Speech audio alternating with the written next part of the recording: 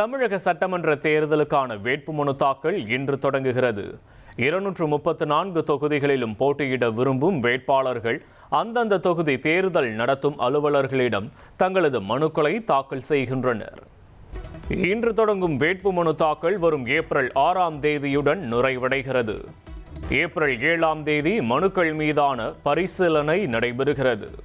சென்னை கொளத்தூர் தொகுதியில் போட்டியிடும் முதலமைச்சர் மு.க. ஸ்டாலின் இன்று தனது வேட்புமனுவை தாக்கல் செய்கிறார். 2011 முதல் தொடர்ந்து 3 முறை கொளத்தூர் தொகுதியில் வெற்றி பெற்றுள்ள அவர் தற்போது 4வது முறையாக அதே தொகுதியில் போட்டியிடுகிறார். பெரம்பூர் தொகுதியில் தவேக தலைவர் விஜய் இன்று வேட்புமனு தாக்கல் செய்கிறார். ஏப்ரல் 2ஆம் தேதி திருச்சி கிழக்கு தொகுதியில் விஜய் வேட்புமனு தாக்கல் செய்ய உள்ளதாக தகவல் வெளியாகியுள்ளது. 234 தொகுதிகளிலும் நாம் தமிழர் கட்சி வேட்பாளர்கள் இன்று வேட்புமனு தாக்கல் செய்ய உள்ளனர். காரைக்குடியில் இன்று காலை 10 மணிக்கு சீமான் தனது வேட்புமனுவை தாக்கல் செய்கிறார். அதிமுக தேர்தல் அறிக்கையை திமுக காப்பியடித்துள்ளதாக அதிமுக பொதுச் செயலாளர் எடப்பாடி பழனிசாமி விமர்சித்துள்ளார். ஏற்கனவே கொடுத்த வாக்குறுதிகளையே நிறைவேற்றவில்லை, தற்போது கொடுத்த வாக்குறுதிகளை எப்படி நிறைவேற்றுவீர்கள் என்றும் கேள்வி எழுப்பியுள்ளார். சட்டமன்ற தேர்தலில் 8 தொகுதிகளில் போட்டியிடும் விடுதலை சிறுத்தைகள் கட்சியின் வேட்பாளர்களை அக்கட்சி தலைவர் திருமாவளவன் அறிவித்துள்ளார். அதன்படி காட்டுமன்னார் கோயில் தனி தொகுதியில் தாமே போட்டியிடுவதாக அவர் அறிவித்துள்ளார். திண்டிவனம் தொகுதியில் வன்னியரசு, பன்ருட்டியில் அப்துல் ரஹ்மான் போட்டியிடுகின்றனர். திருப்போரூரில் பன்னீர்தாஸ், கள்ளக்குறிச்சியில் மாலதியும், செய்யூரில் சிந்தனை செல்வன், அரக்கோணத்தில் எழில் கரோலின், பெரிய குளத்தில் ஆற்றல் அரசுவும் போட்டியிடுவதாக அறிவிக்கப்பட்டுள்ளது. மாநில அரசியலில் கவனம் செலுத்தும் விதமாக சட்டப்பேரவை தேர்தலில் போட்டியிடுவதாக திருமாவளவன் தெரிவித்துள்ளார். தமிழக அரசியலில், மாநில அரசியலில் நாம் கவனம் செலுத்த வேண்டியிருக்கிறது. இந்த சட்டமன்ற பொதுத் தேர்தலுக்கு பிறகு தமிழ்நாட்டு அரசியல் சூழல் வெகுவாக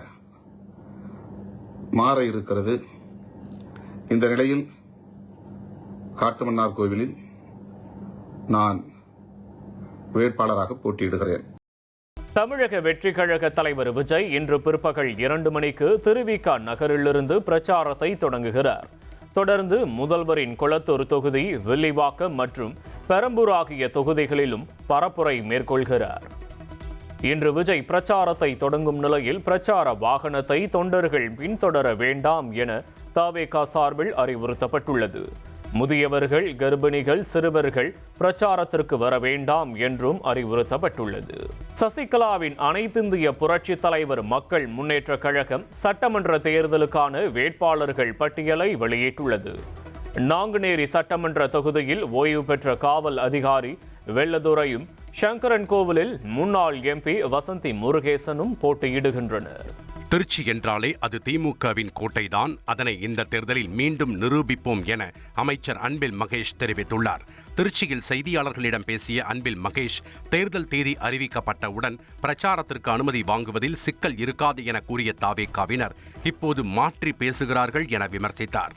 மேலும் திமுக கூட்டணி குறித்து விஜய் முன்வைத்த விமர்சனத்திற்கு பதிலளித்த அன்பில் மகேஷ், தனித்தனி துணிகளை ஒன்றிணைத்து தைத்த சட்டையை போன்றதுதான் திமுக கூட்டணி எனவும் அந்த ஒற்றுமைதான் எங்களின் பலம் எனவும் கூறினார். எங்களுடைய திருச்சி மாவட்டம் மீண்டும் அது திராவிட முன்னேற்றத்தின் கோட்டை என்பதை நிரூபிக்கக்கூடிய ஒரு மிகப்பெரிய ஒரு வாய்ப்பாகத்தான் வருகின்ற ஏப்ரல் 23 தேர்தலை நாங்கள் பார்க்கின்றோம். அவங்க தானே சொன்னாங்க, எம்சிசி மட்டும் வரட்டுங்க, தேர்தல் தேதி மட்டும் அறிவிக்கிட்டுங்க, நம்ம இவங்கள்ட்டலாம் தேதி கேட்க அவசியமே இல்லைங்க, நமக்கு நேராக எலெக்ஷன் கமிஷன் தாங்க நமக்கு அனுமதி கொடுக்கும் சொன்னதே அவங்க தான். இன்றைக்கி அவங்களே அதை மாற்றுக்கிறத நாங்கள் எப்படி MCC model code of conduct வந்துருச்சுன்னா அப்படின்னாலே ஒட்டுமொத்தமாக இது ஒரு காப்பந்தரிசி, இது கேர்டேக்கர் கவர்மெண்ட். ஒரு அமைச்சருங்கிற முறையில் பார்த்தீங்கன்னா இப்போ நானே ஒரு ஃபைல் அவசரமாக கையெழுத்து போடணும்னா அவ்வளோ ஈஸியாக போட்ட முடியாது. விஜயகாந்தின் கொள்கைகளை பிரேமலதா மறந்து விட்டார் என முன்னாள் அமைச்சர் ராஜேந்திர பாலாஜி விமர்சித்துள்ளார். விருதுநகர் அதிமுக வேட்பாளர் வி.ஜி. கணேசனை ஆதரித்து பிரச்சாரம் செய்த பின் செய்தியாளர்களை சந்தித்த ராஜேந்திர பாலாஜி, வாழ்நாள் முழுவதும் திமுகவை எதிர்த்த விஜயகாந்தின் கனவு சிதைக்கப்பட்டு விட்டதாகவும், அதிமுக கூட்டணியில் இல்லை என்றால் விருதுநகரில் தேமுதிக ஒரு பூஜ்ஜியம்தான் என்றும் விமர்சித்தார். திமுக, காங்கிரஸ் 2 கட்சிகளையும் காலம்பூரம் எதிர்த்தவர் கேப்டன் விஜயகாந்த். அவருடைய கட்சியை அவருடைய மனைவி போய் திமுகவோடு சேர்ந்து கூட்டணி வைத்திருக்கிறான்னு சொன்னால் அதற்கு அடிப்படை காரணம் என்ன? எல்லாமே எது என்று உங்களுக்கு தெரியும். ஆகவே அதை மக்கள் புரிந்து கொண்டார்கள். தமிழகத்தையே உலுக்கிய சாத்தான்குளம் தந்தை மகன் கொலை வழக்கில் மதுரை மாவட்ட முதலாவது கூடுதல் அமர்வு நீதிமன்றம் தண்டனை விவரங்களை அறிவிக்கிறது. கைது செய்யப்பட்ட ஆய்வாளர் ஸ்ரீதர் உள்ளிட்ட 9 காவலர்களும் குற்றவாளிகள் என தீர்ப்பளிக்கப்பட்ட நிலையில் தண்டனை அறிவிக்கப்படுகிறது. கேரள காங்கிரஸ் மற்றும் மார்க்சிஸ்ட் கம்யூனிஸ்ட் கட்சிகள் மீது பிரதமர் மோடி கடுமையான விமர்சனத்தை முன்வைத்துள்ளார். ஒன்று ஊழல் கூட்டணி என்றால் மற்றொன்று மகா ஊழல் கூட்டணி என அவர் சாடியுள்ளார். 94,000 மெட்ரிக் டன் சமையல் எரிவாயுடன் ஹார்முஸ் ஜலசந்தியை கடந்து 2 கப்பல்கள் இந்தியா நோக்கி வருகின்றன. பதற்றமான கடல் பகுதியில் இந்திய கடற்படையினரின் பாதுகாப்புடன் 2 கப்பல்கள் பயணிக்கும் வீடியோ வெளியாகியுள்ளது. மேற்கு வங்க சட்டப்பேரவை தேர்தலையொட்டி காங்கிரஸ் கட்சி 284 வேட்பாளர்கள் அடங்கிய முதற்கட்ட பட்டியலை வெளியிட்டுள்ளது. பவானிப்பூர் தொகுதியில் முதல்வர் மம்தா பானர்ஜியை எதிர்த்து பிரதீப் பிரசாத் என்பவர் போட்டியிடுகிறார். பீகார் முதலமைச்சர் நிதிஷ்குமார் இன்று தனது மேலவை உறுப்பினர் பதவியிலிருந்து விலகுகிறார். கடந்த 16ஆம் தேதி நிதிஷ்குமார் மாநிலங்களவைக்கு தேர்ந்தெடுக்கப்பட்டதை தொடர்ந்து இந்த முடிவை எடுத்துள்ளார். ஏமனின் ஹவுதி அமைப்பு இஸ்ரேலின் தெற்கு பகுதியில் உள்ள முக்கிய ராணுவ இலக்குகளை குறிவைத்து ஏவுகணைகள் மற்றும் ட்ரோன்களை பயன்படுத்தி 2வது தாக்குதலை நடத்தியதாக அறிவித்துள்ளது. நேற்று இஸ்ரேல் மீது முதல் தாக்குதலை நடத்திய ஹவுதி அமைப்பு அடுத்த 24 மணி நேரத்திற்குள்ளேயே இந்த 2வது தாக்குதலை நடத்தியுள்ளது. ஈரான், லெபனான் மற்றும் பாலஸ்தீனத்தின் மீதான இஸ்ரேல் அமெரிக்க படைகளின் தாக்குதலுக்கு பதிலடி கொடுக்கும் வகையில் இந்த நடவடிக்கை எடுக்கப்பட்டுள்ளதாக தெரிவிக்கப்பட்டுள்ளது. டெஹ்ரானில் உள்ள பல்கலைக்கழகம் மீது அமெரிக்கா மற்றும் இஸ்ரேல் இணைந்து கூட்டு தாக்குதல் நடத்திய நிலையில் அதற்கு பதிலடியாக அமெரிக்க மற்றும் இஸ்ரேலிய பல்கலைக்கழகங்கள் மீது தாக்குதல் நடத்தப்படும் என ஈரான் எச்சரித்துள்ளது.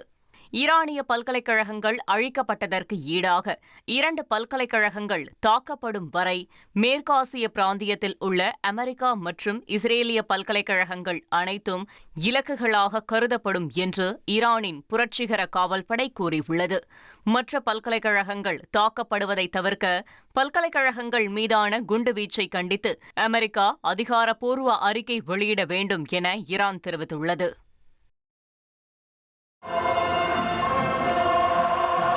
குருத்தோலை ஞாயிறையொட்டி பிலிப்பைன்ஸ் தலைநகர் மணிலாவில் உள்ள தேவாலயங்களில் திரளானோர் திருப்பலியில் பங்கேற்று கையில் பனை ஓலைகளை ஏந்தி வழிபட்டனர். மத்திய கிழக்கில் நடைபெறும் மோதல்கள் விரைவில் முடிவுக்கு வர வேண்டும் என்றும் அவர்கள் பிரார்த்தனை செய்தனர்.